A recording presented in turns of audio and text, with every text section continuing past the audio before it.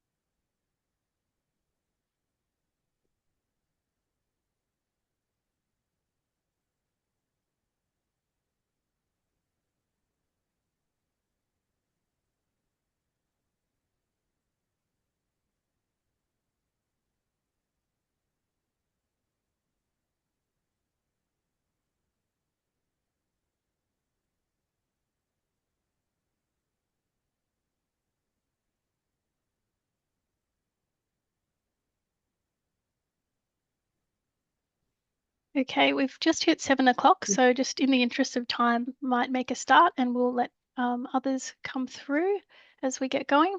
But welcome everyone to this evening's webinar, Understanding Picky Eating and Sensory Sensitivities. My name's Janae Scott. I'm the Health Promotion Officer at the City of Monash and I'll be emceeing your webinar this evening. Before we begin, I'd like to acknowledge the traditional owners of the many lands on which we're coming together tonight. For me, that is the Wurundjeri Woiwurrung and Bunurong people, and we recognise their continuing connection to the land and waterways. We pay our respects to their elders past and present and extend this to all Aboriginal and Torres Strait Islander people. Just a bit of housekeeping before we start. So this event has been set up as a webinar, which means you won't be able to you'll be able to see and hear the presenters, but we won't be able to see or hear you. And the webinar will be recorded, so we'll make sure that that is made available after the event. If you have any questions throughout the session, please click on the Q&A button at the bottom of the screen and type in your question. You can ask your question anonymously too if you click the Ask Question Anonymously button before hitting Submit. and you can ask them throughout the presentation, and we'll have a dedicated question and answer section at the end. We have a diverse group of people zooming into tonight's event. So we saw in the registration questions that people were coming for all different reasons and with varying levels of confidence when it comes to supporting their children at meal times. Some of the most common challenges that we heard from parents and caregivers were around limited variety of foods, which was also linked to concerns around adequate nutrition for their children, a flat out refusal to try new foods, sensory sensitivities, so that's things related to texture, colour, smell, and appearance of foods, and mealtime behaviour challenges, so children not staying seated to eat or relying on devices and screens to get through meal times. So we're all here to learn a little bit more about some of the potential reasons behind some of these issues and to provide you with some practical tips to support your child at home to create a more calm and supportive mealtime. There have been a number of organisations that have been involved in planning and pulling this event together. So I'd just like to recognise the partnership of the councils within the Eastern Metropolitan area of Melbourne, which is Boroondara, Manningham and Maroondah councils. So tonight's webinar will include a 60-minute presentation, which will be followed, as I said, by time for questions and answers. And it will be recorded so you can go back and refer to any key points afterwards. Also, just to note that there may be some topics that are raised this evening that could be challenging, and we encourage you to take a break and step away from your computer or log off the webinar at any point if you need to. We'll also be sending some support resources and more information after the session as well. So on to our speaker. Tonight we'll be joined by an occupational therapist who will deliver a short presentation, as I said, and then time to respond to any questions that you have. So tonight we have May Lee, who is a qualified paediatric occupational therapist and the director of Hope Kids Occupational Therapy. May has more than 17 years of clinical experience working extensively in paediatric private practice in Melbourne and has specialised clinical experience in providing intervention for children and adolescents with sensory processing disorders, dyspraxia and social emotional challenges. May is also multilingual and is proficient in English, Mandarin, Cantonese and Malay. Beyond her clinical expertise, May is a passionate mentor and supervisor, shaping the next generation of paediatric occupational therapists. Her commitment to education and professional development has influenced countless therapists, ensuring that the highest standards of care are maintained. Outside of her professional pursuits, May finds joy and inspiration in her own family.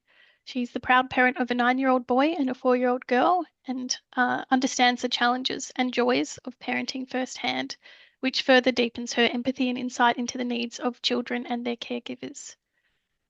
Over to you, May.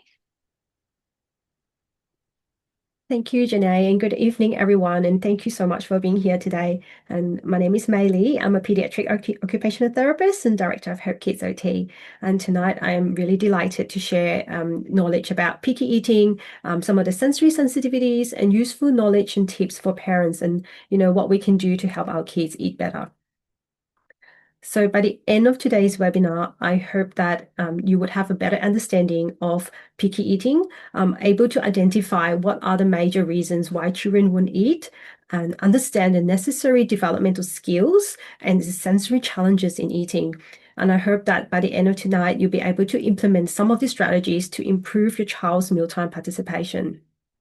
And I'd also just like to say that the information that is going to be shared today serves as a generalized guide and should not replace the work completed with your individual health professional team.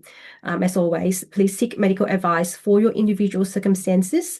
Have physical checkups to ensure that children are thriving in their own growth and development. I would like to start by acknowledging and sharing that eating is one of the most complex tasks involving multiple body systems and sensory processes in the human body. There is so much more to it than simply chewing and swallowing. In fact, in order to swallow, to do one swallow, you need to use 26 muscles and 6 cranial nerves. And in order to eat, from the time that you look at the food to swallowing the food, a child needs to have simultaneous coordination of all the sensory systems in their body. Now, Eating is instinctive at 4 to 6 weeks after birth, but after 6 months old, eating becomes a voluntary motor movement. So it becomes a learned behavior. So just like how babies would progress from rolling and then sidelining, beginning to sit upright, beginning to crawl and stand, and eventually walk and run. Eating is also developmental. And I think oftentimes we just, forget to realize that it is a developmental stage. And we just expect kids to like, all right, sit down, open your mouth and eat and swallow. So we'll go through some of these developmental stages later as well. Now, how common is picky eating? It's so common. Like even today, there's so many of us joining for this webinar, and the studies reveal that up to 50%, so up to half of the population of typically developing children experience feeding difficulties during childhood. And this is also because growth slows down in toddlers. Because they do not require as many calories, their appetites might shrink or fluctuate. So it's really common for toddlers to eat a lot one day or very little the next. And for some of these children who have picky eating, they may not automatically grow out of it. So it is important that we take note of the challenges. And if some of the strategies today, if you go home at home and you try this and it's not working and your child's not progressing, it might be worth seeking out supports or strategies just to find out if there's any underlying reasons. And if your child has, they're neurodivergent, there is also a higher prevalence of feeding challenges for kids with developmental disabilities or autism, even ADHD. Now, I talk about how the baby would develop from various stages to the point that they could run. And so similarly for feeding, there is also these milestones where feeding can get better or worse for some of the children. So we know that 4 to 6 weeks, feeding is instinctive, so the baby breastfeeds and sucks instinctively through the reflex. From 4 to 6 months, there is a shift in anatomy and voluntary movement. So some of the primitive reflexes will start to integrate, and then the child begins to have more voluntary movement. And therefore, we say that they begin to be, eating becomes a learned behavior from 6 months onwards. From 12 to 14 months, children have a shift in flavor perception. So this is also the time where as we introduce more different type of foods with different flavor, they might develop some sort of preference because they're still exploring these flavors. Now, the 18 to 36 months, 1.5 to 3 years old, this is the most common age that we see a lot of picky eating happening because at this time frame, the kids are having this shift in self-awareness. So the toddlers are they're expressing themselves more, they're more aware of their own self as their own person. So they're really aware of what feels good and what doesn't feel good sensory-wise, not just eating, in just general sensory, all the sensations that they get from the environment. And so they're aware of their own opinions. And I know that we have our 2-year-olds will like to say no to everything, and they want to express their independence. So there is that cognitive shift going on in that age group from the 1.5 to 3 years old. Now, the next cognitive shift happens at 5 to 7 years old. So sometimes we also see that picky eating happens in that age range. So they begin to shift to logical thinking. And at 9 to 11 years old as well, there is that shift to abstract thought. So when children shift from one cognitive stage to the next, sometimes the sensory functioning appear to regress. So it's not like they're regressing, but then it's that cognitive development that is taking over, and they would sometimes prefer to eat the same exact food over and over again because they don't need to think about the sensory processes. They are expanding in their cognitive, which is the way the brains think, and shifting into more complex thinking. And so this is really important for us to know, and we'll come back to these developmental ages when we talk about food jacks later. So why won't my child eat? There's so many reasons why a child won't eat, so many. And it's so important. As a clinician, I always say we need to assess and we need to identify the root cause. So it's easy to just Google and find all these strategies. And sometimes we apply all these strategies, and when they don't work, you feel defeated, your child feel more frustrated, and you might even cause them to, not eat even more. So it is so important for us to identify these. And some of them, it could be a medical condition. So if you look at this iceberg here, it's really just the tip of the iceberg. So sometimes they might have medical conditions. They might have different nutritional status. So if you have zinc deficiency, for example, it could cause low appetite. And some of the kids, if they're vitamin D deficient, they might be underweight and they might have poor absorption of calories. And then you might have GI issues, right? And sensory processing differences. So today we'll talk a lot more about this, just because as an OT, this is one of the areas that we specialize in. And there could also be oral motor challenges. So OTs and speech therapists might also work with you if the child has oral motor challenges. We won't have as much time to talk about oral motor challenges, but just know that sometimes if they don't eat, it could be that they have low muscle tone in their mouth, and that they might have difficulties coordinating their tongue and chewing and swallowing. Or if they have autism, they might have preferences for, similar food, similar color, and the child might have anxiety and also environmental factors. So if there are stresses in the environment, in the family life, if something is stressing them out, we know that pressure and stress and adrenaline will suppress their appetite. And then there are other common factors as well, things like allergies, illnesses. So if they're falling sick, they might have a sore throat and they might have respiratory issues. They might feel difficulty in coordinating what we call suck, swallow, breathe. So it is a whole coordination of trying to work out if I'm having difficulties breathing and swallowing, I might not want to eat. And sometimes our kids may have difficulty expressing that, and they may not have the words to express that if they're still developing their language. Sometimes it's just due to pure tiredness. If they're just, been active the whole day, and that could be as simple as having the meal times earlier. Some of our kids here, they're still in the age group where they have immunization, and that could be another reason why they might not eat if they've just recently got an injection. And the younger kids might have gum pain or going through teething. And another common reason that we usually screen for when the kids come to see us for eating issues is we will also look into whether they have enlarged adenoids and tonsils. This can make eating harder by triggering gagging or choking on certain textures. So if the child feels that swallowing is uncomfortable, this also has that impact on reducing their appetite and sometimes encouraging them to pocket food in their cheeks to avoid swallowing. So look, there's so many reasons why a child may or may not eat. And I guess this is important for parents to take note of, instead of just trying to put in all these strategies. Sometimes it's important to see what is truly the underlying reason.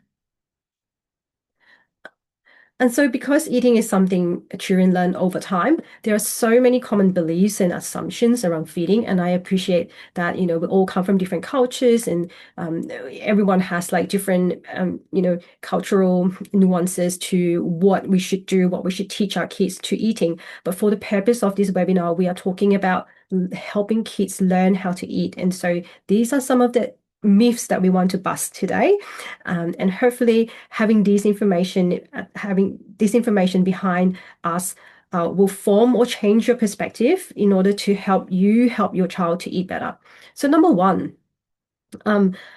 eating is the body's number one priority. So that is not true. So the first priority of the body is breathing. You need to breathe, and then postural stability. If you don't have postural stability, which is your ability to sit up right and not choke, have the proper sitting.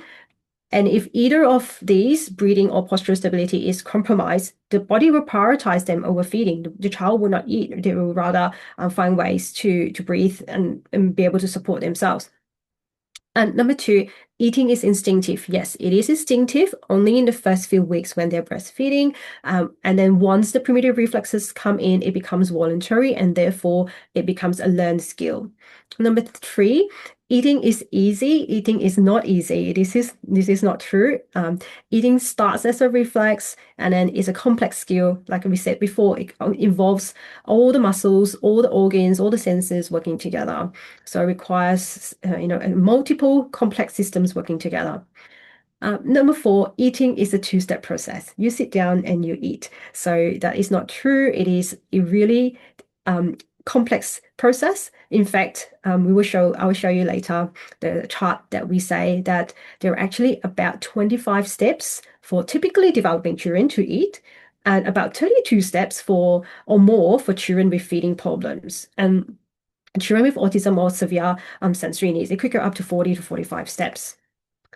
A common cultural expectation is that we tell kids it is not appropriate for you to touch or play with your food.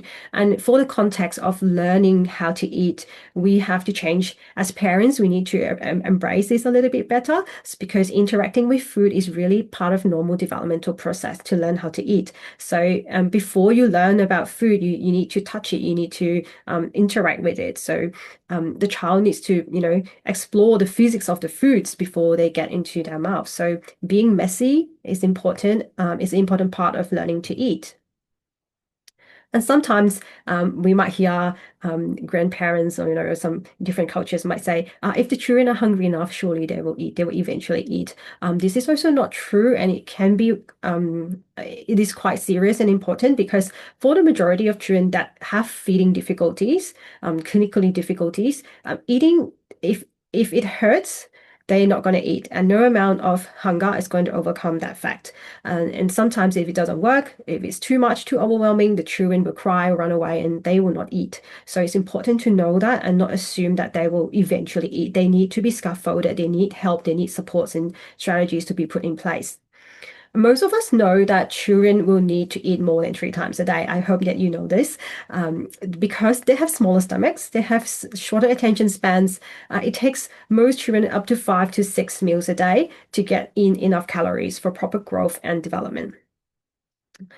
And the number 8 is people might think that if a child won't eat, they either have a behavioral problem or a physical problem. So research and clinical experience show that feeding difficulties are not just one or the other. It's usually complex. So we don't want to label feeding as you're just being naughty, you have a behavioral issues, your parents are not teaching you right, no, or you just have a sensory issues. It is so complex, and we need to look at all the aspects, including the environmental factors. Now, the next thing that we always might think about is like certain foods to be eaten at certain times of the day, and certain foods are good for you. So we don't want to say this to the children. We want to just say food is just food. It is not a breakfast food or a lunch food or dinner food. If we want to increase the variety of food, if your child eats peas for breakfast, that is a food, that is a veggie. It is either a protein, carbohydrate, or fruit or vegetable. We don't want to label them that you can only eat this at a certain time because we just want them to be able to explore more foods. And lastly, we always say that children are to mind their manners at all meals, and actually eating comes first, so manners come second. So we need to teach and empower our kids to learn how to eat first before they can learn how to have the good manners. Okay. So we established all the myths, and we said that eating is a complex skill and a complex task, and it's also a learned skill. So in order for them to eat well, they also need to develop sensory exploration, postural stability.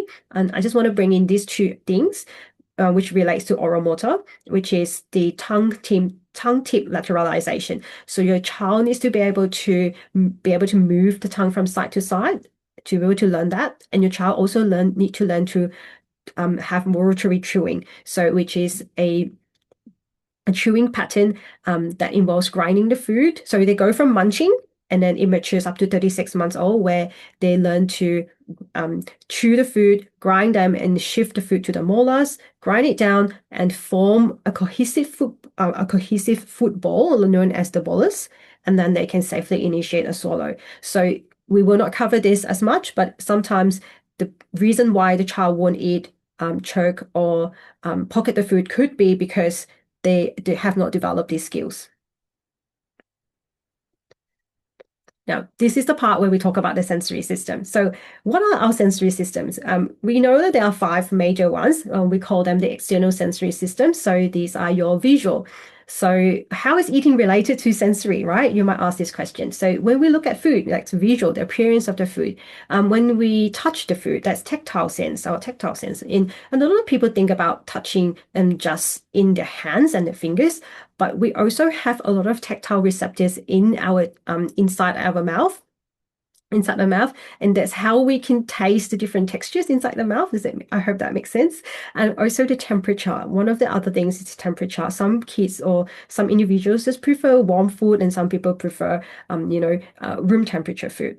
And then we've got olfactory, which is the sense of smell, which is so important. When you smell food, a lot of kids would from the smells or from the fragrance of the food will just run away or gag, because the olfactory sense is really one of the only ones that goes directly to our brain, and it connects to that part of our brain where we remember memories of different foods, and also goes to our emotional regulation. So we might feel certain emotions when we smell something. And then we've got gustatory, which is our sense of taste. And then you've got auditory, hearing on the sound. So when you eat something that's crunchy, you hear that sound. And some kids who, if they have sound sensitivities, that could really tick them off, and that might make them overwhelmed.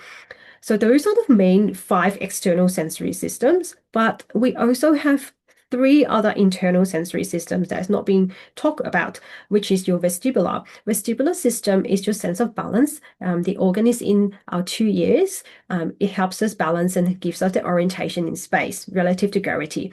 Now, when we chew, we move our head like a fraction of a millimeter. So that's vestibular, and that is our vestibular system helping us to orientate, making sure we're in the right posture. And we've got proprioception. It helps us to know our position in space, our orientation, where is the movement of our body, our muscles and joints. And now we have muscles and joints in our jaws, if all our joints are fingers. So every time we chew, you get a different pressure depending on the type of food, right? You different jaw pressures as you chew. And the other thing about chewing as well, when you chew and the food gets chewed, you might get a different scent that goes back into the receptors at the back of your mouth. And then when the food is mixed with the saliva, it could have a slightly different taste as well.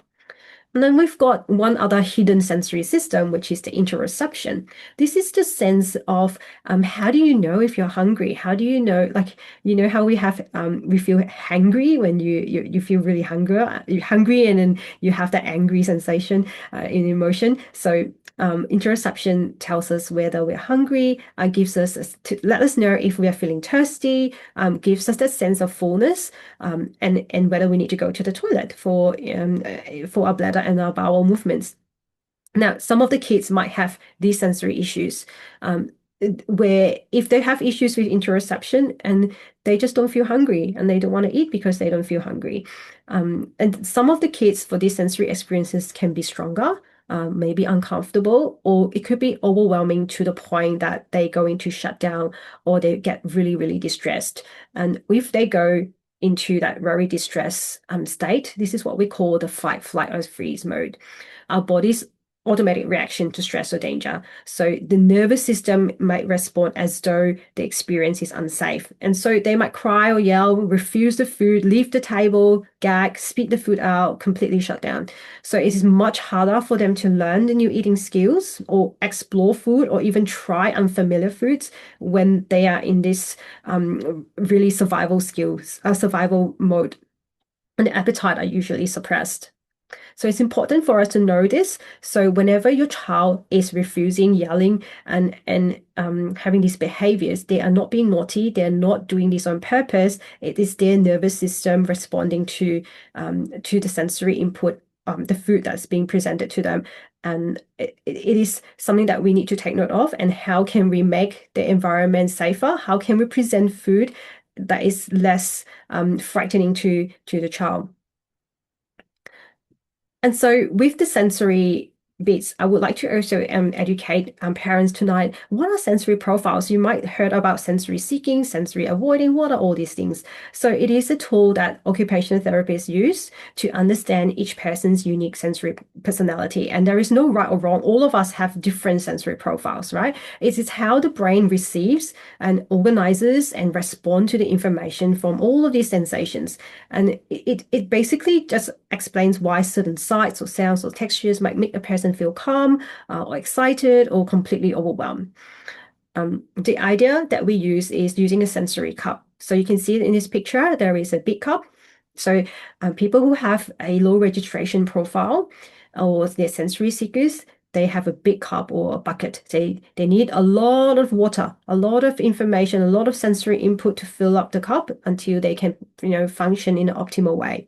Whereas the small cup on the right, these are your sensory avoiders or those who have very sensory sensitivity. These are the kids who notices everything and they get easily distracted or even distressed. So they have a very small cup, and all you need is a little bit of water, a little bit of sensory input in the environment throughout the day, and they will overflow and they go into they might behave in dysregulated way. And so here are some examples. If you have a small sensory cup, right? These are your avoiders. Um, they can they can be triggered by something so small as, for example, during mealtimes, maybe they did not get the color palette that they wanted. Maybe mom and dad cut the sandwich in rectangles instead of triangles, or for a lot of reasons. And if you look at it throughout the day, here are some examples in the picture here that maybe they were going to school and there was a noisy bus, and then they at home or at school in kinder they might be using glue and they got glue on their fingers making a craft, and this is too much for them, and then they might get bumped into their friends, so tactile input. And then during lunchtime or in the kitchen they can smell a lot of strong smells, and this is overwhelming them. And then maybe they're also sensitive to the tag on their shirt and become itchy. So by the time mom serves them food and also not served in the plate that they wanted, this child just goes completely overflow. The cup completely overflows, and it leads to a meltdown and dysregulation. So I like to share this because in the context of eating, it's not just eating, it's about the entire day. And we eat throughout the day, right? 5 meals a day. And in the day, there's so many things, so many events that happen. So it's important for parents and educators to understand these are the sensory events that adds on into their tiny cup. And that's why they're having a difficult time participating. It's not because they're misbehaving, is their nervous system and their sensory profile is not coping with the sensory events in the day. And this is your big sensory cup. So your sensory seekers, I just want to say that we oftentimes think of kids who do not eat because they're avoiding, but there are also kids who are sensory seekers. So these are the kids who may not sit still for food because they are busy walking around, moving around. You can imagine that they also might have a hole in their bucket or in their cup, so they need all this intense movement. They might also be kids who would seek strong flavors. So on the contrary, your avoiders might like all the bland beige foods, but these are the kids who like your intense, salty, strong flavors in their food, and they might only want to eat those food because they're sensory seekers. And if there are a low registration, these are the kids who appear passive. They might not even notice the food that's in front of them. And sometimes they take a longer time to eat, because they're not registering the sensory input from the food. They might just have the food in their mouths, pocket them, and need lots of prompts. Hey, chew your food. Do you realize that there is food in your mouth? So these are the kids who need a lot of sensory input throughout the day in order to participate and function optimally. And so how does all the sensory profile relate to eating? So apart from understanding those different profiles, we also learn to look at eating. So for example, if your child has difficulties in the touch system, so they're high aversion to wet, slimy or lumpy textures, so they're not going to eat your yogurt, they're not going to eat your mashed potatoes, or they might only want to have crunchy dry foods. And so when you're planning your food, you might also want to understand what are their preferences and how we can adjust the food accordingly. And smell, so we talk about smell can trigger immediate gagging, nausea, and refusal. And visually, how the food looks. And we talk about how under-responsive some of these kids may not even notice the food. And also oral motor, if they have difficulty chewing or swallowing, they will have difficulty overstuffing and pocketing food. So how does that relate to some of the behaviors? So I love this image here, and you might have seen this before, is the comparison between the blueberries and the cracker. So I am guilty of this as well. I love my blueberries, but they have to be firm. If they're squishy and like overripe, I cannot tolerate them at all. Same with all the berries, strawberries, berries. But at the same time, I love my sashimi, which is an interesting texture. So we're all different, and sometimes the kids who have high sensory needs, they really want to eat the same thing because it is predictable, it is safe, and they might thrive on strict routines. So anything that is not safe, they might refuse. And also, if you have poor oral motor skills, sometimes the soft processed foods can be easier to manage than fruits or meats that has they're more fibrous and require more chewing. So they might not have the skills to do it. So moving on to the SOS approach. So right from the start to now, we've talked about food eating as complex tasks. We understand the sensory profiles, and we need to take note of the developmental milestones. And here from now, we're going to talk about the approaches. So SOS approach is evidence-based. It is taught, being used and taught globally to different allied health professionals. It is play-based and child-directed.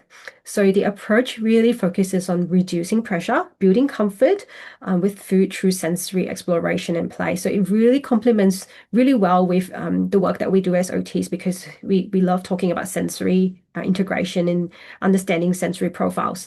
So the key principles include treating eating as a learned skill. That was one of the things we talked about earlier. And we're going to follow the typical developmental stages. And we're going to use a 32 steps framework to help us understand the steps to eating. So we said before that eating is not a two-step process. It is not as simple as, you put food, you sit down, you eat. So this is a summary of the 6 steps. And you can see from step 1 to 6, they're all sensory. So the first step is to tolerate. And we talk about visually tolerating the food. And then number 2, the second stage is interacting with the food. So using utensils or other objects. So not touching it directly with your hands, but starting to interact. And then smell, tolerating the smell. And then you move on to touching the food. It could be your fingers, your hands, your face, different parts of your body. And then you move on to tasting. And the tasting could mean licking or just a very short taste. You're not yet chewing yet, just having a taste of the food and following eating to where you chew the food and swallowing it successfully. So this is a summary of the steps that we will come back to as we talk about the strategies. Now, this is a summarized version, and I'm going to show you the extended version. So in the extended version, you can see that these 6 stages have more mini steps within each stage. I really love to use this structured framework because we are not going to see a child learn and accept new foods overnight. Not in days. It could be weeks and months, and sometimes in a year or 2. So this framework is really helpful to help us set goals and measure progress more realistically. It reduces the pressure on parents and on educators and the child. Sometimes a child might stay in stage 2 interacting for a longer time before they move on to touch and taste, depending on each child. Every child is different, and depending on the food as well. Sometimes they might, in one sitting, they might go up to tasting the food, and sometimes they might take a few weeks being in that stage of touching, for example, before they will ever taste it. And in here, I'll give you an example. What does tolerating the food means? So it could mean you're just being in the same room where the broccoli is. And then it could mean the next stage could be being at the table with the food and on the other side of the table. So you're sharing the same table, and the broccoli is on the same table but far away from you. And then it could mean the next stage could be you're being at the table and the broccoli is halfway across the table to you. And then the next stage could be being at a table with the food just outside, like near you, but just outside of your personal space. And then even closer, it could be looking at the food when directly in the child's space. And I'm sure some of you might have experiences where you put the food on the table, the child sees it and immediately runs away. And so if your child is at that stage, we want to work on just being in this, tolerating the food in the same room until they're able to get that exposure. And we're not expecting them to eat. There's no way we can expect them to eat if they cannot even tolerate visually that the food exists in their space. And then this moves on to interaction and smell and then touch. Even in touch, we might start with the one fingertips, whole hand, arm, shoulder, chest, chin, cheek, nose, eventually to the tip of the tongue. And when we're tasting, it might start with licking and then biting and then spit out immediately, or biting, holes in the mouth for like 5 seconds and then spitting out, or bite, chew X number of times and then spit out, or chew, you swallow some and then you spit some, or chew, swallow the whole bolus with a drink, and then eventually chew and swallow whole bolus independently. So there's so many steps that we want to look into. And this is something that you can encourage you to think about when you are exposing your child to a new food. You might want to think about at which stage your child is, and hopefully this is going to give you some form of framework that, sometimes parents say, oh, I've tried so many times. So you need 15 times per food, and you need to go through these steps progressively. So how and where do I start? So we understood that there are the steps. How do we start? First, we need to identify the foods that already accept and eat. So this is a checklist that this is something that we created for our parents. You can make your own. It's basically identifying the food that your child reliably eats. They can eat 4 to 5 bites 80% of the time. You can add specific details to it. Oh, okay, they will eat white bread or grain bread or only toast. So it's classified according to the food group. So protein, carbohydrates, fruit and veg, dairy, and the other things would be your condiments like your butter, margarine, oil, sauces, herbs, spices, and what sort of beverage and drinks, what sort of snacks they take. So we need to identify the foods that they are safe foods for them. And once we identify as elaborate and as detailed as possible, this is going to help us to pair the new foods. In order to add variety to your child's repertoire of foods, we need to first identify what they eat, and then we're going to match them by matching the textures and the properties when we want to introduce new foods. So this is another version that has pictures for some families. If you're cult families, I'm thinking, or if the kids are with the grandparents, if you know English and they might not be able to read, you can use pictures for them to circle, and they can write down what are the things that the child eats. And then we also want to identify the sensory properties. So we want to identify what type of smell, like do they gag on the smell, fishy smell, or they prefer certain smells. How does the shape affect the shape and the color? Do they have any preferred color foods, preferred sight? How are they managing? Do they need food to be separate or they can be together? And the temperature of the food and the type of taste and the type of texture. You should also write down if your child goes to childcare, you might also want to, if you're doing this with your educators, you might also want to list down any restrictions, allergies, medical conditions, and any supplements that the child is taking. This is another way you can just quickly, if you don't have a fancy chart, you can just, have sticky notes and just write down in a notebook, protein, starch, fruit and veg, dressings. These are the foods that my child eats. Okay. And before we go into the next strategy, I just want to quickly talk about once we've identified the number of foods, because once you've done that checklist, you'll be able to write down and calculate and count how many types of foods that your child currently eat. And this is going to be helpful because you can now identify the level of need and impact In SOS approach, they have these two categories. So the picky eaters or the problem feeders.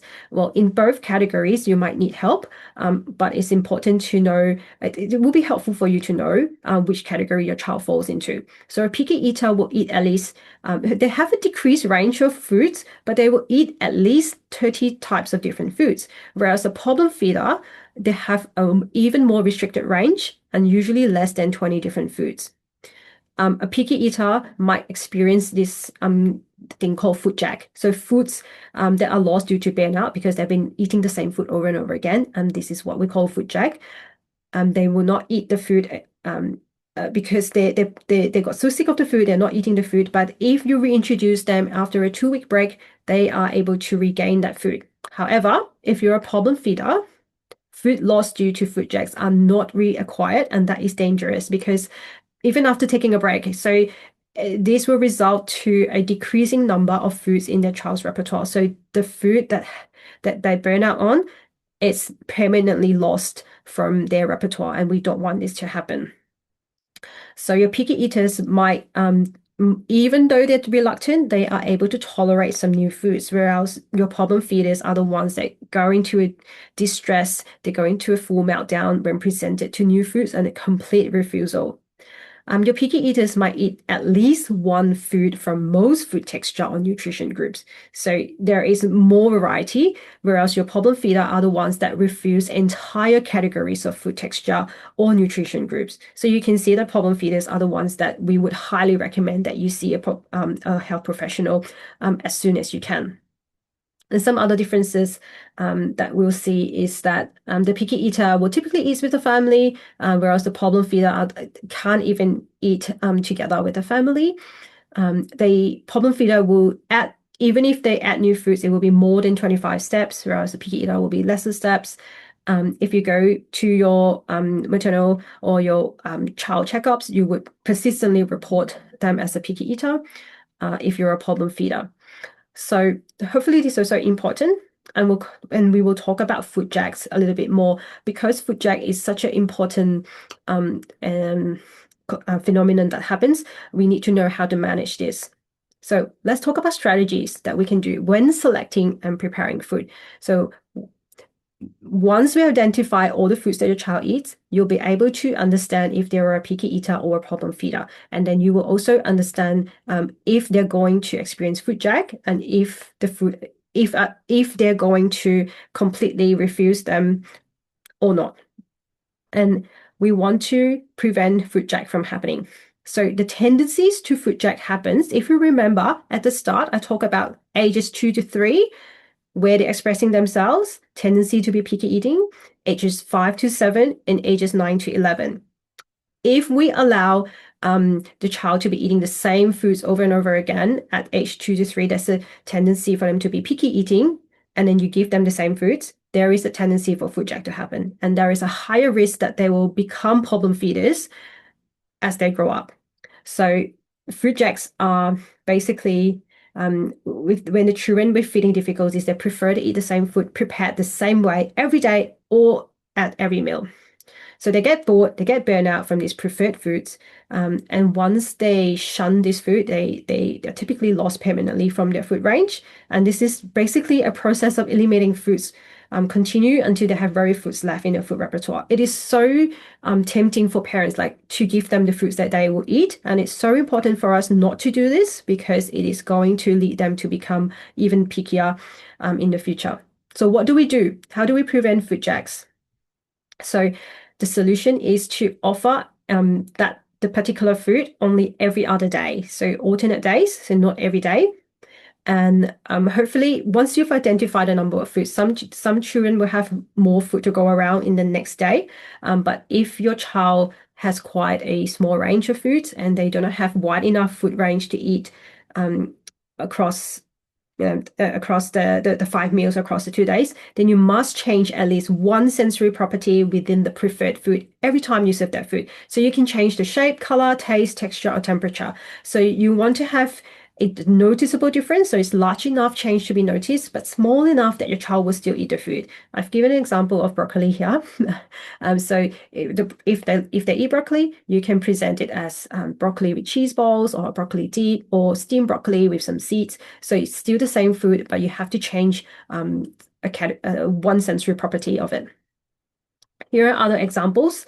If they only eat rice, so they only eat white rice, so you might want to change it to a different type of rice, basmati rice and coconut rice, and then maybe add a little bit other things into the rice. Or you might change the textures. I like the example here, like plain banana, and you can give a banana with crushed cereal. Or if they eat avocado, you can add seeds. If they eat plain yogurt, you might add yogurt with granola, or like any other small changes. So it varies according to your child, because some kids may tolerate bigger changes, some kids really will only tolerate small changes. Okay. And food preparation is really one of the best ways to involve your kids in. If you remember the stages of eating, we have visually tolerating the food. Sometimes parents say, oh, they're not eating veggies. Sometimes it can be that they are so severe that you might want to just involve them in the food preparation. They might not eat it, but if you think about the stages of eating, when they are touching the carrot, they're helping to peel the carrot, they're helping to peel, they're helping to mash, they're squeezing the orange. These are all messy play, and they're all interacting with either with a utensil or with their hands. And research says that if you touch the food with your hands, this is a vital step toward eventually touching it with the tongue. And the next tip is food presentation. And now I understand, like, not everyone would use similar plates and similar bento boxes. There's so many ways of presenting food. This is an example here is that some kids cannot tolerate the food touching each other, because in their head, if the food touches a sauce or something else, the food might taste different. So it's the anxiety of the unpredictability. I don't know how this food would taste like. If they're all separate, they know what to expect. And another example here is like your pasta with your sauce. The pesto sauce is all mixed up together, and they might be better off having the pasta separate to the sauce. And this is true. This is how my 4-year-old eats pasta, spaghetti. The sauce has to be separate, and she would scoop however much sauce or whatever. It could be the bolognese, it could be the mushroom, and she would scoop it, and then she will eat it. So food presentation can play a big impact to their level of anxiety. And we also want to reduce sensory load. So your deconstructed meals. If you are introducing new food, the worst combination is strong smell, like mixed texture, new food all at the same time. You want to introduce your new food, but keep everything else familiar. So having that safe food. This is a picture of, if you're not using bento boxes, if you're using the white plate as everyone in the family would use. I found some of these food separators on Amazon, which I thought was another way to help separate foods. So we talk about safe foods. So if you're using either a white plate or a bento type of plate, you want to present just about 3 foods, and depending how much they can tolerate. But the preferred food would be the largest amount. The semi-preferred food that they can sort of eat will be the medium amount, and your new or your non-preferred food will be the smallest amount. And they need at least 15 times of exposure on separate occasions when you give them new foods. A lot of parents would try new foods for a couple of times and give up. You really need to continue giving them up to 15 to 20 times. We always say, you won't say that you don't like this food, you are still learning about this food. Up to 15 times. Now, we don't want to have unexpected changes, because those are anxiety triggers. So you don't want to hide foods without exposure, or have sudden changes in recipes and to trick them. We don't want that, because that's going to make them more anxious and stressed and go into flight and flight mode, and therefore not wanting to eat at all. So talk about the 15 times. You need 15 times of exposure before a child can accept a new food, and it has to be separate occasions. This is another cute example. I personally do not present food as pretty as this, but I like how they're trying to explain how the carrots are big. There are a lot of them, and they're touching the rest, and the alternative version is that there is just a tiny carrot. But even visually, I think this is a lot for some of the kids. The next important step that I want to share is food chaining. A lot of the questions that were raised in the forms were, how do I improve variety? My child only eats veg, carbs, rice, bread, pasta, will not eat veggies, will not eat proteins. So the answer is that we will use this strategy called food chaining. So we're gradually building off a safe food to introduce a new food. There is different types of ways to do this. It can be a small change, or it could be a more drastic change. So your accepted food towards your goal food. So you want to create that chain. Imagine it as a chain or as a bridge. It could be many steps before you go to your goal food. I'm going to show you some examples here. So once you identify your foods from that original, the first step when you identify those foods, and then you're going to brainstorm, okay, my child loves circle shaped food, or my child loves all the crunchy type of foods. So then you're going to find out, and sometimes you need to do a bit of investigation and problem solving, and brainstorming. What are other foods that I can cut in the same way, or what are other foods that can be presented in the same texture? So you're going to pair the foods that have similar texture or color or shape. These are the new foods, and you will change one thing at a time gradually. You're going to start with the sensory dimension that feels the least threatening to your child. So when I do this with my clients, okay, so if I would look into whether it is the color or the shape that they like, or the texture. So for example, if you're doing orange colored foods, and I would go carrot, pumpkin, sweet potatoes, right? These are the same colors. So depending on the severity of the child, like how rigid they are, I might have the same colors. I might cut them all in strips, and I might cook them in the same way. So steamed carrots, steamed pumpkins, steamed sweet potatoes, or it could be sweet potatoes crisps or something like that. And then the red foods, you might have red tomatoes, watermelon, strawberries, capsicum. So you can use same colors, or you can prepare the food in the same shape and have different have the same, cut them in the same shape, and then progressively move to the food that you want to. Sometimes with the older kids, I also use different variety of the same type of fruit. For example, apples, we have different colors. We have different, you have the Granny Smith, you have your Jazz, Kanzi, or even grapes. Grapes comes in different colors. Sometimes I use the same type of fruit that has variety of colors. These are some examples. You can look this up online. There's so many examples and pictures. I think pictures help parents think and visualize better, so we don't have to think so hard. This example of how you can go from potato chips to banana, and you see how they've cut them in the same shape and in the same texture. They're round and crunchy, freeze-dried bananas, and then going to frozen banana, and then finally just the banana. And the second example talks about how you can go from fries to eventually raw carrots. And on the right hand side also, you start with pretzel stick. You can see that they all have similar elongated shape. It's relatively similar texture as well. And this is how you would use food chaining to introduce your child to a new food. So what we don't want to do is just constantly saying you need to eat your veggies. We don't want to increase anxiety and avoidance. I can give you another example of adding protein. So if a parent asks, how do I add protein? So if your child is eating plain pasta, just the plain pasta, okay, so that's the safe food. You might want to add butter or cheese. And then the next time you might want to switch to a lentil or chickpea-based pasta for higher protein base. So sometimes we think of protein, we always think about the meats, but they are very fibrous and they might have a strong smell. So don't forget the other source of proteins like your peas, lentils, and then another way could be blending tofu into a creamy sauce, and then before introducing like ground turkey or beef into the sauce. This could be another resource that you can do. This is just something that we come up with because of how complex eating is. And I would say you really need to think and categorize all the food by colors and textures to help you plan your meals.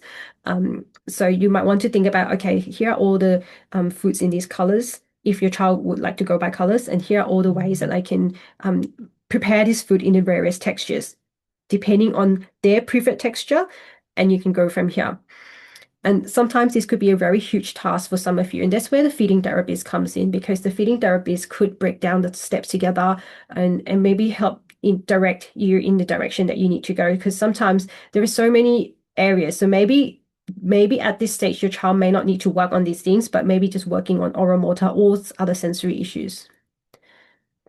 Other food interaction opportunities include foods that can be dipped, scooped, or touched. So when we do this, for example, if your child hates veggies, but they would like ketchup, and I know that as much as we do not want to encourage them to eat the ketchup or the dips, if they eat dips, that would be great. But the idea is that if they could hold the carrot, right, that is visually tolerate the carrot, step one, and then step two, if they can hold it with their hand, and if they can put the dip and they would lick or suck the dip, they would have smelled and like potentially tasted the carrot, and that is the step that we want to. So they might not even eat the carrot, but this is one example of how we can progress through the steps of eating through this type of opportunities. So not forgetting temperature. Some kids would have sensitive to temperature shifts. So thinking about, are we mixing hot and cold in the same dish, keeping temperature predictable? If they are easily overwhelmed by smell, do we want to reduce the strong cooking smells, lingering, when we ventilate the kitchen? Maybe they can eat outdoors in the backyard. So different ways according to your child's needs. So what are some strategies before mealtime? We want to look into if your child, you remember how we talk about your sensory profiles? So identifying the profiles was useful, and this is just a chart to show like the sensory events over time. So if your child is low arousal and low registration, you can see that they take a lot more input, and versus the red line on the top, they get overloaded very easily and they're all over the place. So some of the sensory inputs could be given before the sensory events of that day. So some of the things could be heavy work or fidgets, listening to music, could be a calm space, a weighted lap pad, even noise cancelling headphones. And some kids might need visual schedules. It all depends on their individual needs. And this is something to think about throughout the day. How can we make them more regulated? And sometimes before eating, how can we prepare their hands and their body so they can do wall push-ups, animal walks, even playing with Play-Doh, because getting their bodies and hands warmed up before they sit and have to meet the sensory demands of eating will be useful.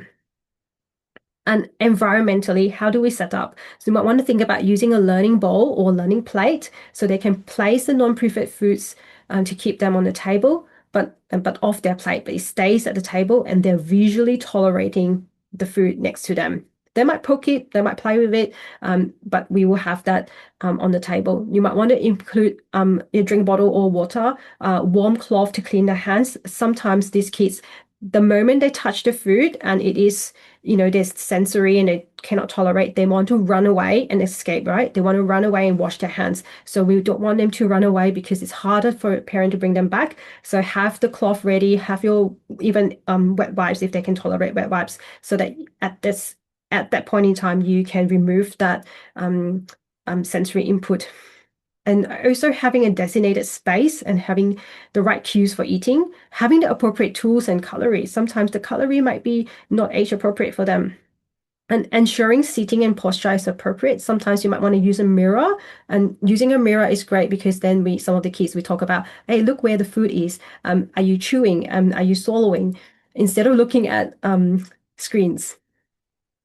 In terms of seating and posture, it's very important, and some parents might not know this, and you might just buy, the IKEA, especially the IKEA high chair that doesn't have the footrest. So we need to have proper back support. A lot of chairs that are height adjustable would be great and have supportive footrest. So we need this safe posture to prevent choking and have that improved hand-to-mouth coordination. So sitting and posture is also important to look into.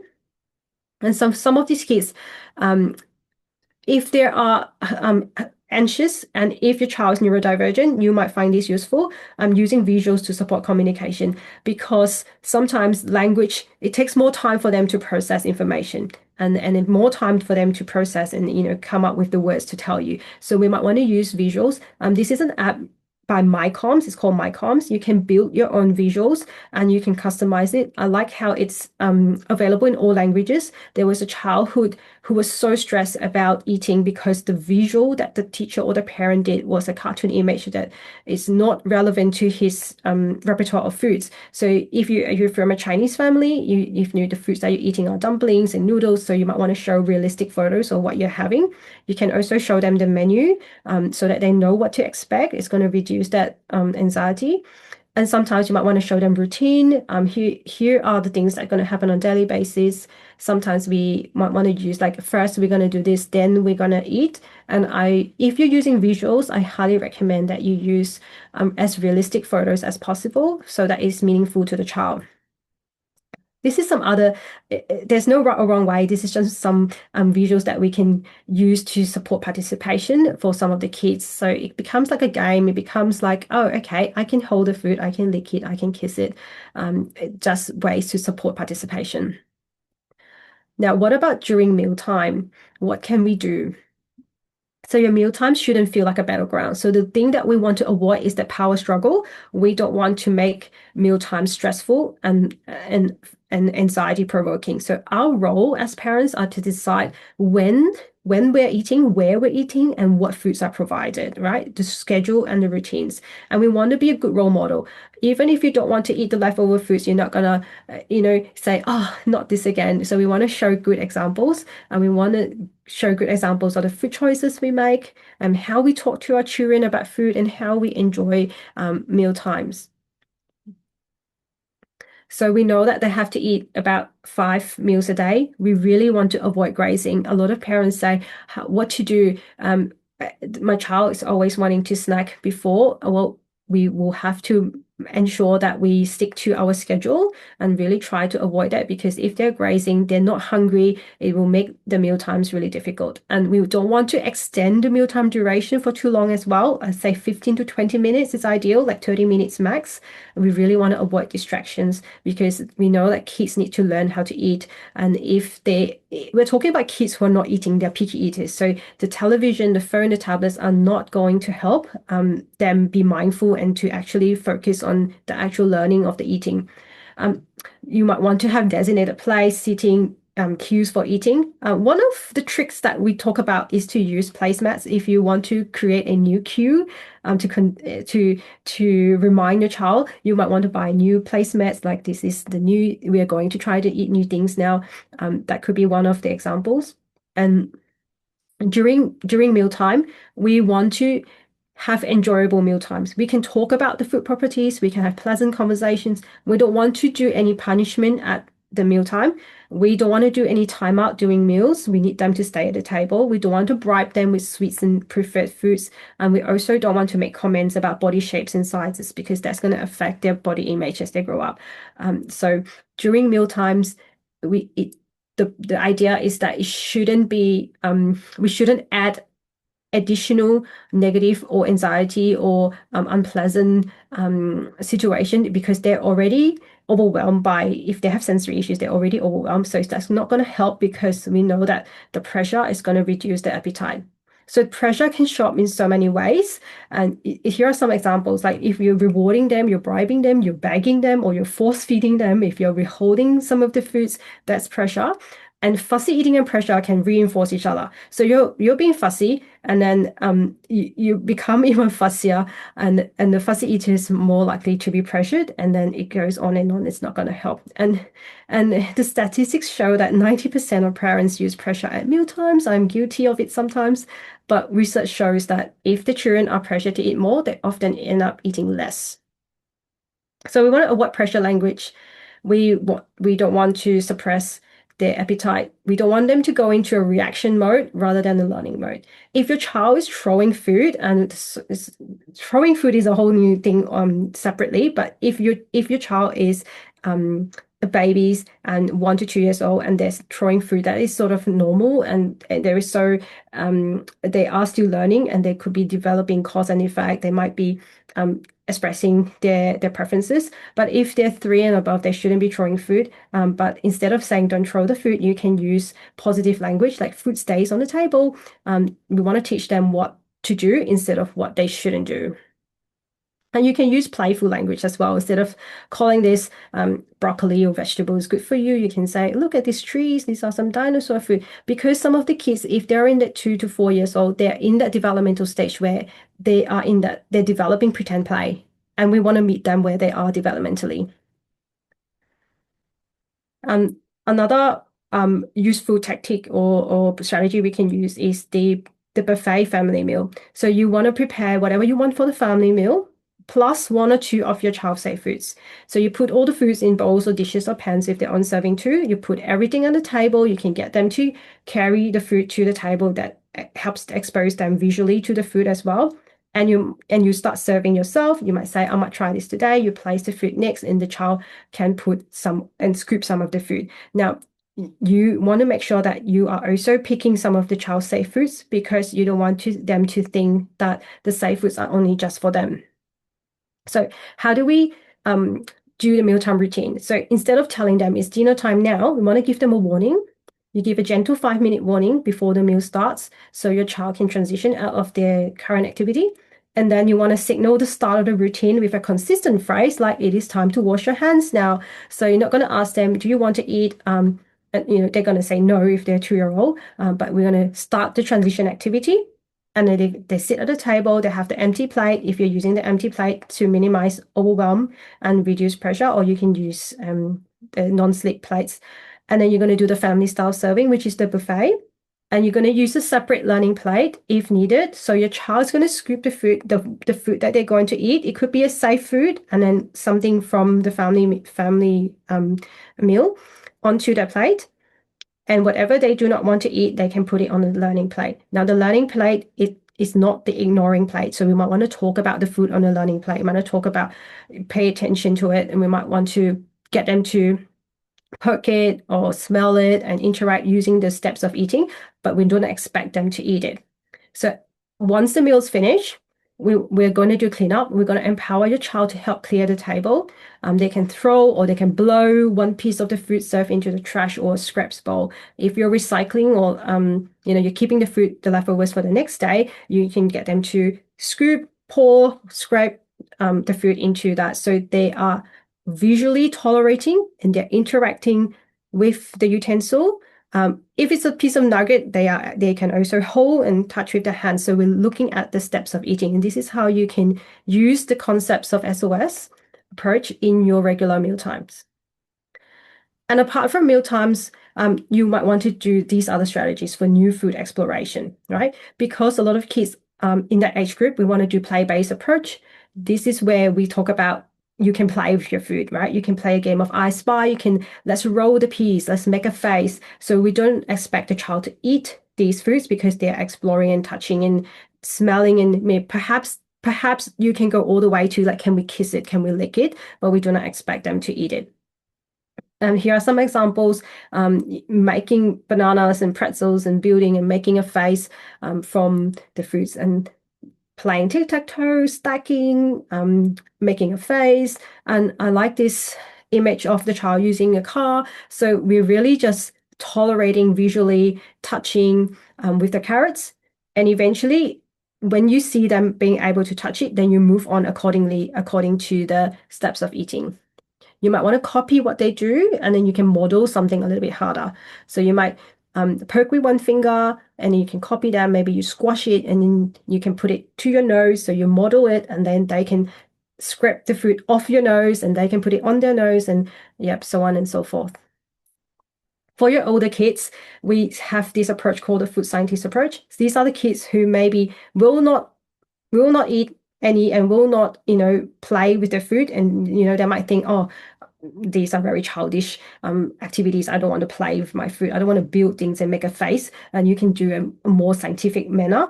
We call them the food experiments. So you can have the food and you can ask them to document what do you think? You can go by colors again. You can go by food categories. What can you taste? Is it sweet? Is it sour? What do you smell? Do you like it? Do you not like it? What do you feel? is it squishy? Is it firm? Is it tawny? And you can use this for a range of foods, a range of colors. And if you want to use this with younger kids as well, that's possible. You can adapt it using stamps or stickers and pretend food and picture cards. It's really about food exploration.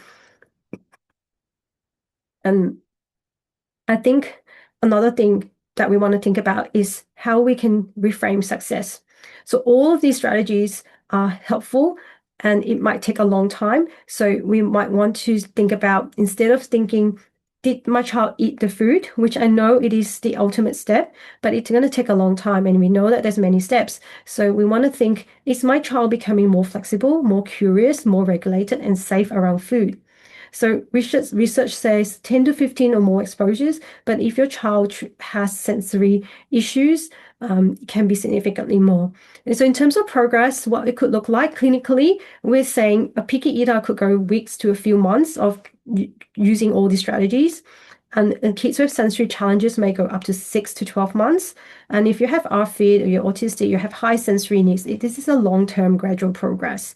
One of the child that I work with who is a bit older, like she may not have more foods, but because of her anxiety, she would not go for sleepovers and she would not go to camp, and it's holding her back to a lot of social activities. And once we've done a lot of these activities with her, the strategies, she became more open and she was less stressed and less anxious about this, and she could eventually go for such social activities. So that was the goal for her. And eventually they moved to Canada, and mom wrote me an email. It's like, look, she's willing to try maple syrup. She's willing to try, new foods in a new country. And I think that was a really good success. And she's probably still learning and still exploring new foods as well. Here is a simple tool that you might want to use to document and communicate progress, even to your allied health team or to your educators. Like I said, it doesn't happen overnight. Your child's not going, it's not after tonight, it's not like they're going to magically try that new thing and be able to eat it. It's going to take a long time. So you might use a chart like this and you can tick, instead of saying, oh, they didn't eat red vegetables, to be specific, it should be like what's vegetable. It could be the carrot or the broccoli. You might want to write, okay, today they tolerated the vegetable on the plate. Today they touched the broccoli, or they smelled the new food, or they remained calm at mealtime. You can use checklists customized to your child's needs and have that wins of the day approach. It's going to be longer time to achieve. To help the child to learn to eat. And I think that we shouldn't put too much pressure on ourselves and to see that gradual progress. So when can you seek professional help? If your child is consistently refusing entire food groups, so we're talking about very limited range of foods, less than 10 to 15 foods. So when you do that initial checklist and they're sitting at less than 10 to 15, you will need to go see a health professional as soon as possible. If they're losing weight and not gaining appropriately, or they're skipping their meals, yes, go see a health professional. If they're becoming highly distressed at meal times or strong reactions, I also would suggest that you go see a health professional. And if they have oral or physical concerns, if they are they're frequently gagging, coughing, choking, have difficulty chewing or managing textures, they're only eating very smooth. I have parents come to me like they're only eating pureed foods and very soft foods and very specific textures. Usually that's because they cannot swallow. There's something going on with the oral motor coordination or muscle tone. Go see a professional. And overall, if you have tried strategies, and this is in like the child that I used to see, she's unable to participate in things that her peers would be doing, like going for school camps or going for sleepovers due to the feeding concerns. So, and if your child have very minimal progress over time, do go see a health professional. The people that you can go see is an OT. OTs, we specialize in sensory processing, regulation. We can help you around anxiety, around food in mealtime. It's speech pathologists. Some of them are also trained. They can help with the chewing and the swallowing and oral motor skills. You can go see a dietitian for nutrition, advice for growth if you have like low iron protein intake and for balanced diet support. And you can go see your GP or pediatrician if you need to check on medical factors such as a reflux, constipation, allergies, growth concerns. You talk about tonsils and adenoids. So you go see your medical doctors. And also, don't forget your psychologist if there are environmental factors or they have significant anxiety or mental health issues, or significant stress in the family that you need, external help, you can go see a psychologist. At Hope Kids OT, we have a feeding clinic, so we can help kids from age 1 to 17. If you have, again, picky eater or you have RFID, sensory-based feeding, mealtime anxiety, oral motor skills, we're able to help you address these issues and support you. You don't need to have a referral. However, if you want to get a Medicare rebate, you can go see your GP. You can self-refer. You can use your private health insurance or NDIS if you're a participant. Usually that might look in that the block of 5 sessions will look like an assessment. We can do parent coaching, we can do one-on-one intervention, we can come to your home, or we can also support your child in your childcare setting. So that is all I have to share. And before I open up the floor to questions and answers, like I said, every child is unique. Please seek professional advice for your individual circumstances. And please don't be hard on yourself as parents. I know that we really want the best for them and we have all these concerns, but it is um, it is it is a progressive journey, and eating is truly complicated, and the interventions for sensory-based eating difficulties can take, at least, I would say, at least weeks to months, up to 6 to 12 months to see that progress. All right. Thank you for listening, and we can open the floor to some questions now. Thanks so much, May. That was great, very, very informative and engaging. A couple of key things that I came out, I picked up on a few of the figures that you mentioned. So we've got 26 muscles used for one swallow, up to 45 steps for eating, and 15 separate exposures for a child to accept a new food. So I think, yeah, lots of good information in there, and definitely some things that we can all implement in our own lives. But we have had a couple of questions come through, so I'll just bring those up. The first one is, our child loves Nestle Kids Essentials and has it 3 to 4 times per day and eats little else and is very picky. He is 4 years old. How should we handle this? Is that a It's a Nestle Yeah, it's a nutritional supplement. nutritional supplement? Well, I think it really goes back to understanding, identifying apart from that, is there any other food that they eat, or is that the only thing that they do?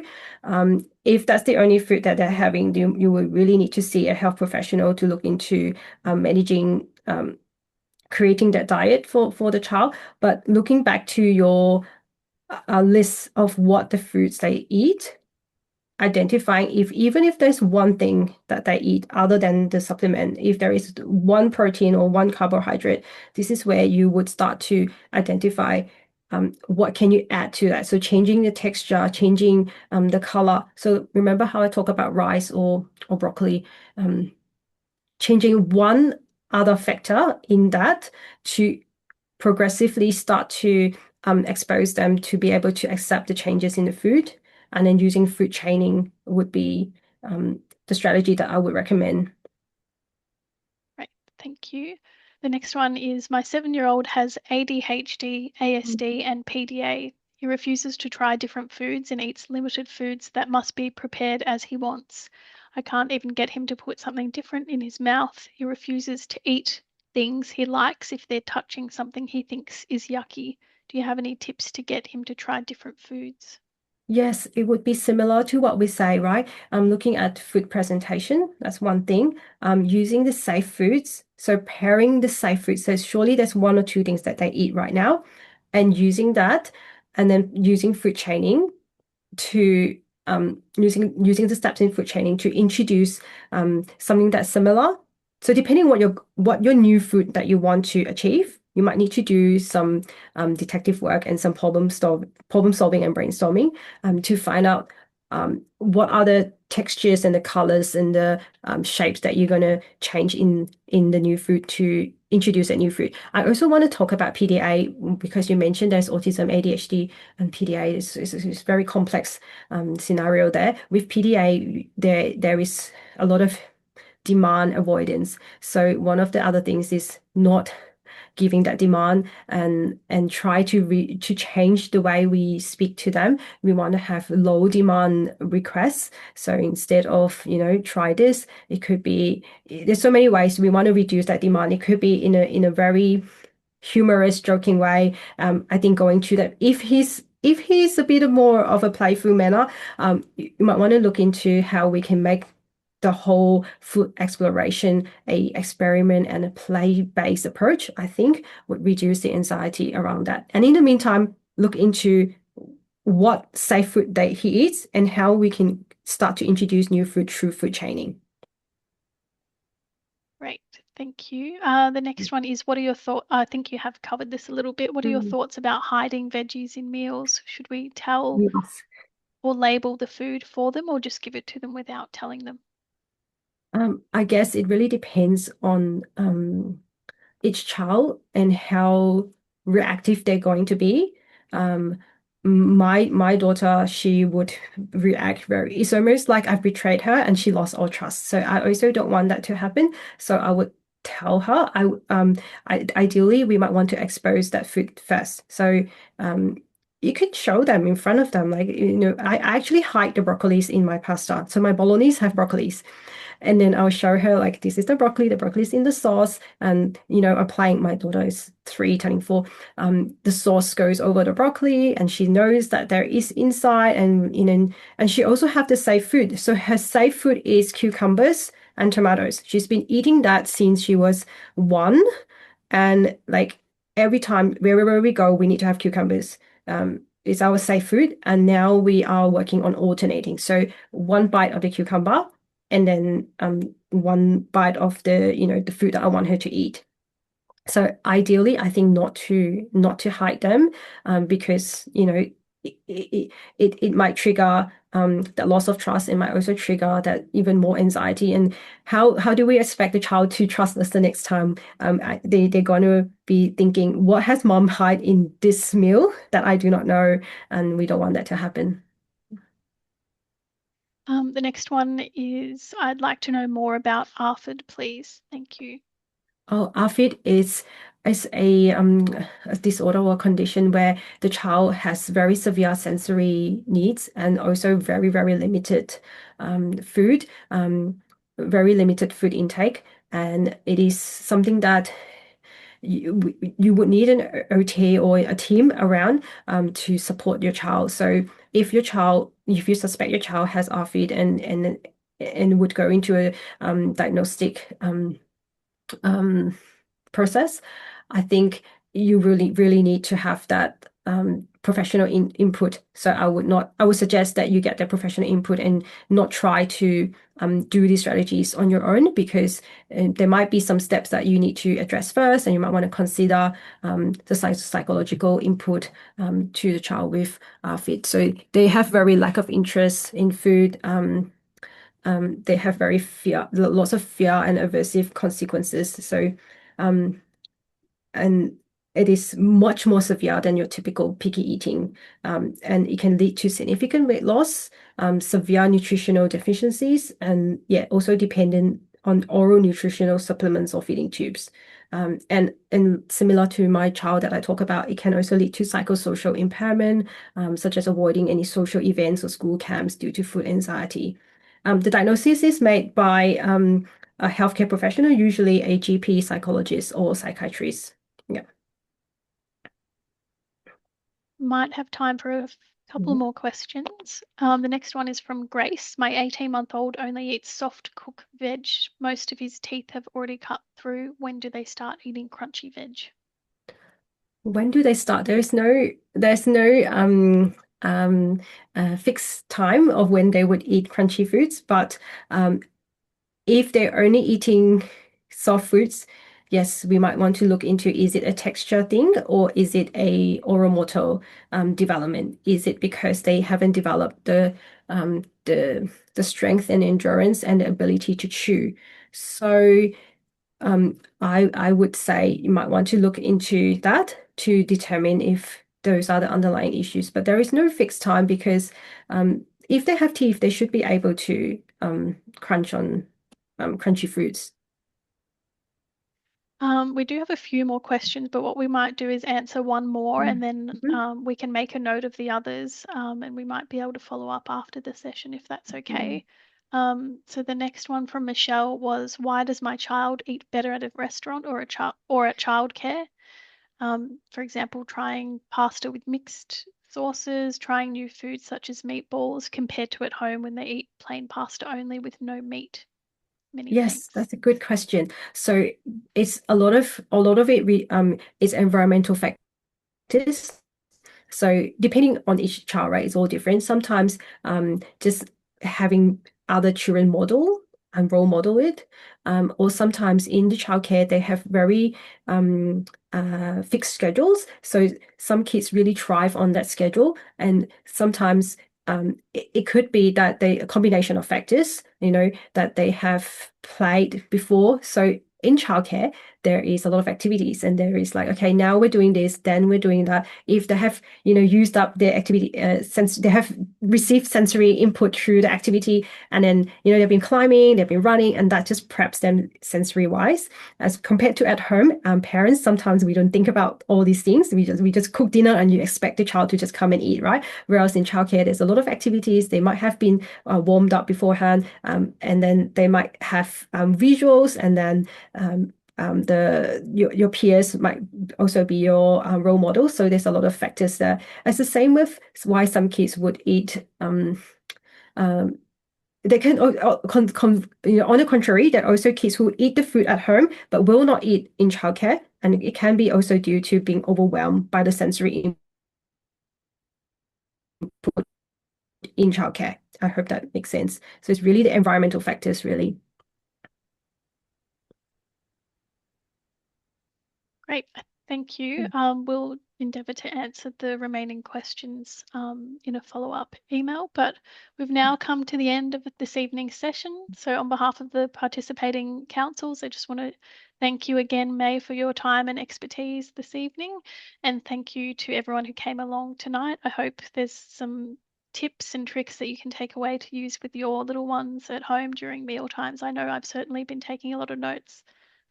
A few people have asked about the recording, so we will be sending a copy of the recording after the session, hopefully by the end of the week. And we'll also be sending some of the handouts. So some of the images that have been shown will be sent as handouts that you'll be able to print off and use at home. And we'll also be sending links to some support resources and services as well. And we'll put some links in the chat as well.